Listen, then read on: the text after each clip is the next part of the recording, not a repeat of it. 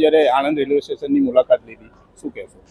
યશસ્વી વડાપ્રધાન આદરણીય નરેન્દ્રભાઈ મોદી સાહેબ સમગ્ર ભારત રાષ્ટ્રમાં જ્યારે રેલવેનું એક ચહેરો બદલાવા જઈ રહ્યા છે અને જ્યારે એ ચહેરો બદલાઈ ગયો છે ત્યારે સ્વાભાવિક છે કે આણંદ અને ગુજરાતના તમામ રેલવે સ્ટેશનોનું નવીનીકરણ થઈ રહ્યું છે। તેના અનુસંધાનમાં આજે વેસ્ટર્ન રેલવેના જનરલ મેનેજર શ્રી વિવેકકુમાર ગુપ્તાજી આણંદ સ્ટેશનની મુલાકાતે આવ્યા હતા।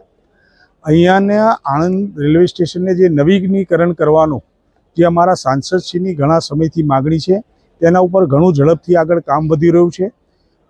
જનરલ મેનેજરશ્રીના જણાવ્યા મુજબ ₹100 કરોડ જેટલી માતબર રકમ આ નવીકરણ માટે ફાળવવામાં આવી છે અને ઝડપથી એના નકશાને તૈયાર થઈ રહ્યું છે।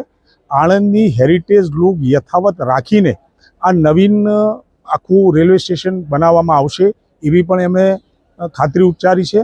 સાથે સાથે જે પ્રજાના પ્રશ્નો છે એમાં ખાસ કરીને જે અંડરપાસ ભાલેજ રોડની નીચે બની રહ્યો છે તેને પણ ઝડપથી પૂર્ણ કરવા માટે સૂચનાઓ અપાયેલી છે।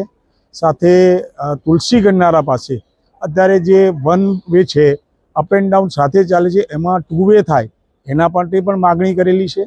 સાથે ગોધરા સ્ટેશનથી મુખ્ય રોડ સુધી અને પરીખ ભુવનથી ગોદી સુધી ફૂટવે બ્રિજ માટેની જે માગણી છે એમાં પણ ઝડપથી કાર્યવાહી કરવા માટે આજે જનરલ મેનેજરે સૂચના આપી છે। ત્યારે ખૂબ આનંદનો પ્રસંગ છે કે ઝડપથી આણંદનું રેલવે સ્ટેશન નવી વિકાસની દિશાઓમાં વધશે। માનનીય સાંસદશ્રીના જે અભિગમ છે એ અભિગમની પણ આજે ખૂબ સરાહના થઈ છે।